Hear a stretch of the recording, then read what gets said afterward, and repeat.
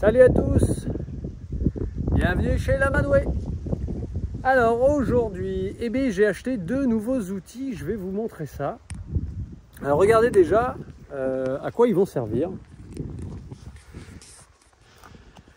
Ici on a, vous voyez, il y a beaucoup d'herbes très hautes comparé à là ou à là. Donc derrière moi les herbes hautes c'est le crottier, donc c'est les toilettes des lamas. Les lamas, les alpagas sont très bien organisés, ils ont des toilettes pour éviter de manger, oui, des féques et de se faire parasiter. Donc c'est à la fois un phénomène lié à la territorialité. Ce sont donc des animaux territoriaux, un peu comme les chiens qui vont toujours pisser au coin de la rue. Et eux, ils vont toujours déféquer au même endroit. Et donc ces plantes, là il a plu depuis plusieurs jours. Et donc là ces plantes s'en donnent à cœur joie vu qu'il y a à boire et à manger. Et donc au départ le crottier était là, donc je les vide régulièrement. Mais il y en a toujours tous les jours quoi.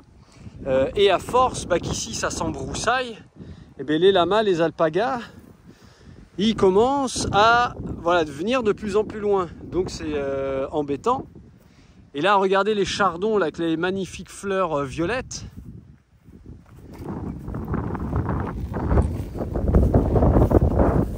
Je vous montre.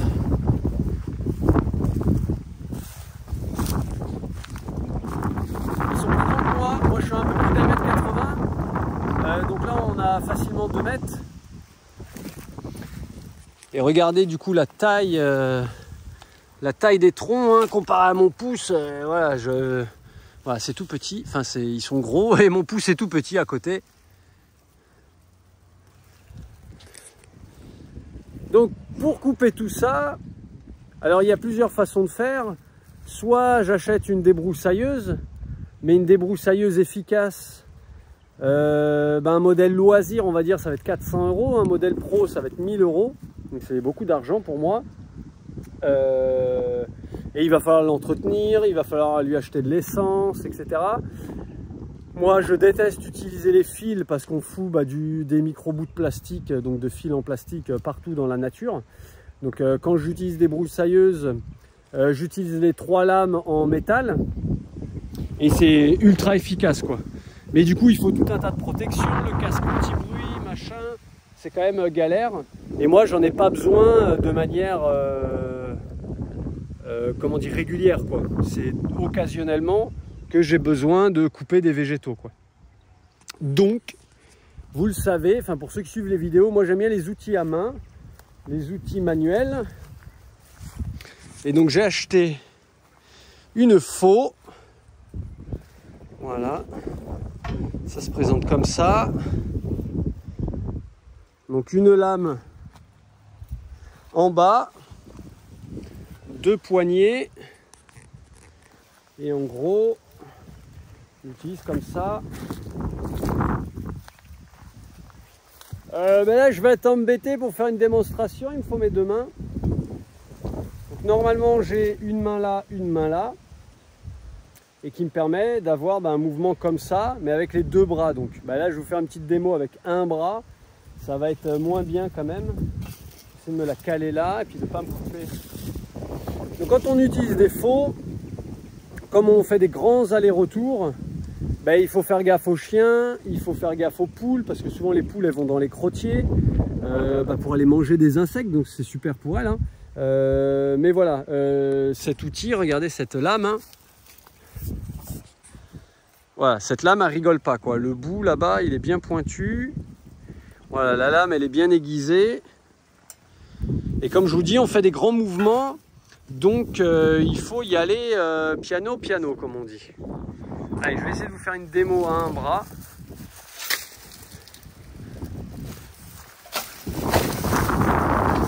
Ouais, si je la... Donc c'est pas comme ça qu'on l'utilise. Oh pardon.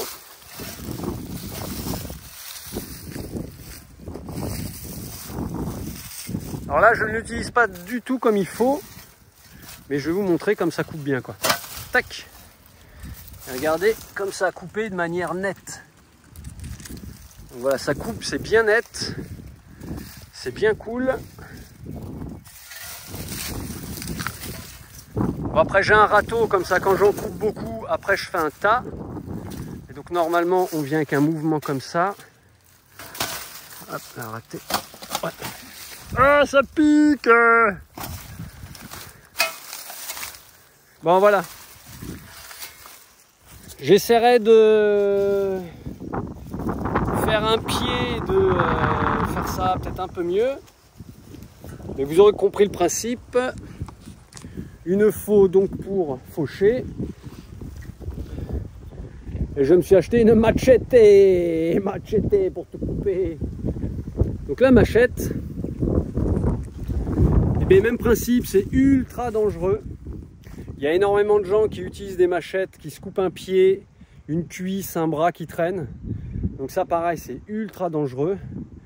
Donc ce qu'il faut, c'est toujours faire avec une machette des mouvements vers l'extérieur.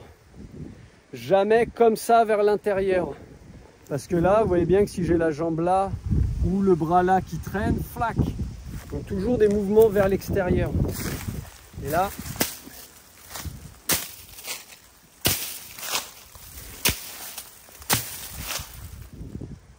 voilà.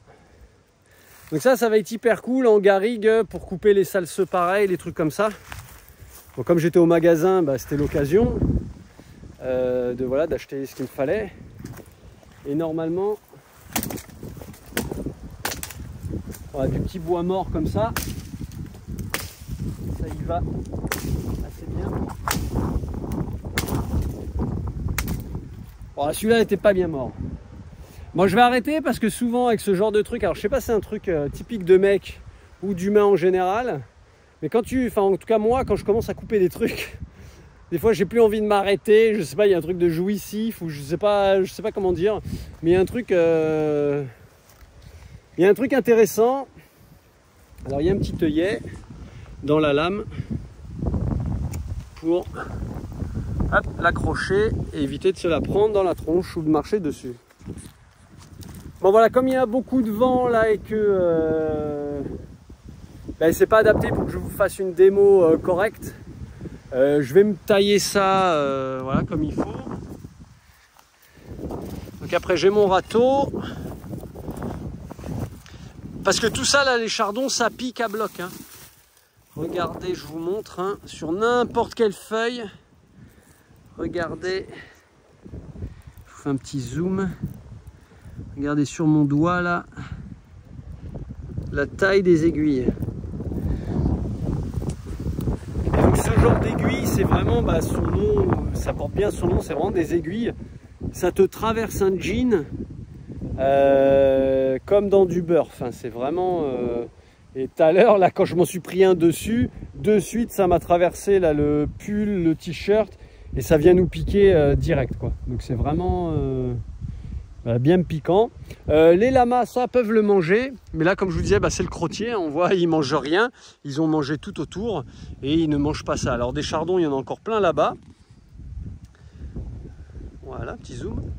Que ça soit un peu mieux. Il y en a plein là-bas qui poussent aussi. Et ça, ils vont les manger au fur et à mesure. Mais là, ici, on voit qu'ils n'ont rien mangé. Et donc, il faut virer tout ça. Donc ça, j'en referai un tas et ça repartira dans la nature, quoi. Ça va suivre son cycle. Regardez.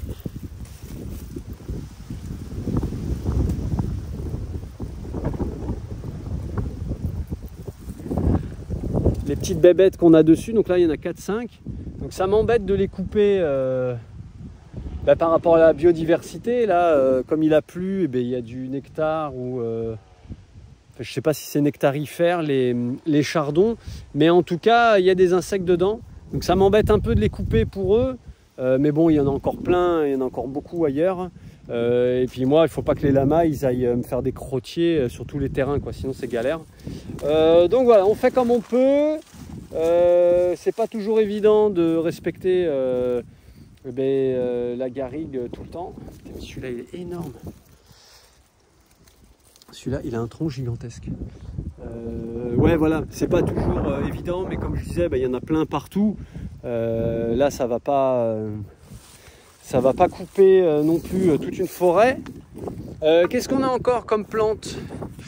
Là, les jolis jaunes, ça c'est de la sauge de Jérusalem. Donc ça c'est hyper cool. Donc ça, il est possible que lui, je le touche pas. Bon, même si pareil, hein, il y en a là c'est jaune, là il y a un petit jaune. Il y en a un gros jaune là-bas. Ça je vais voir. Peut-être que je l'enlèverai pas. Donc on a de la menthe au sol, on a du plantain. Qu'est-ce qu'on a encore? Et on a du fenouil sauvage. Voilà, quelques pâquerettes, un peu du colza. Enfin, ça ressemble en tout cas à du colza.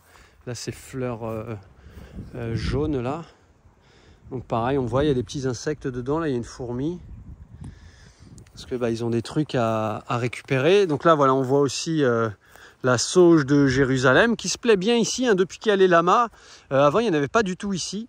Et depuis qu'il y a les lamas, et ça, ils ont poussé. Et là, regardez, on a les iris qui sont sortis aussi. Qu'est-ce qu'on a dedans? Bonjour, bonjour, monsieur, dame. Ah, on a un petit poilu là. Ici, là, le petit insecte là.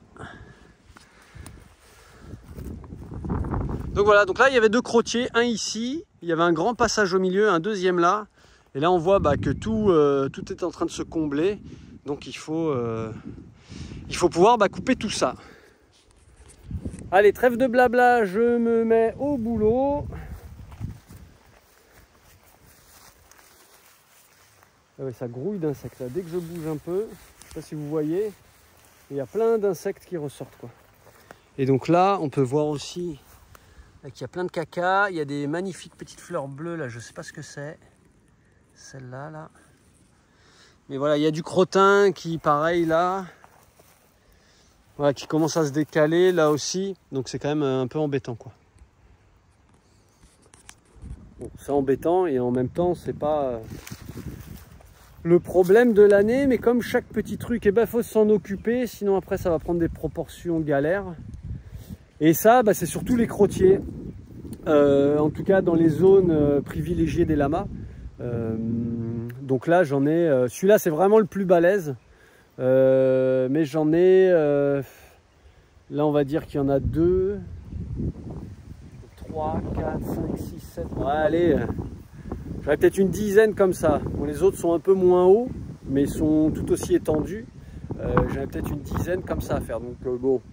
Je sais pas si je ferai tout aujourd'hui, hein.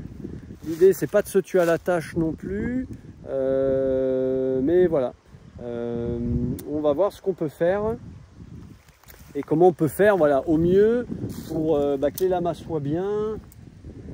Et en même temps, voilà, moi le but ici c'est de pas tout ratiboiser quoi. Bon, sur ce, pas plus, je vous fais des bisous. Je vous dis à bientôt pour d'autres vidéos. Là, comme on a vu, les femelles sont dans le champ en train de pâturer parce qu'il y a beaucoup d'herbe partout. Et potentiellement, tout à l'heure, je remets les filles avec Mani pour continuer les saillies et valider ou pas celles qui sont pleines, donc qui sont gestantes. Voilà. Allez, je vous fais des bisous, je reprends le boulot. Pour ce genre de taf, moi qui suis très branché musique, j'adore de la musique qui envoie du steak. De la bonne électro ou du métal. Voilà, ça c'est le genre de musique que je kiffe pour faire des boulots un peu physiques comme ça, tout péter. Voilà, un bon petit coup de métal ou de Prodigy ou voilà, du son comme ça, ça fait régaler. Allez, j'en dis pas plus. Des bisous, à bientôt et peut-être je vous referai une vidéo du avant-après. Donc voilà, regardez bien, hein, c'est bien touffu, hein, tout est très haut, très haut, très haut, très haut. Allez, à bientôt.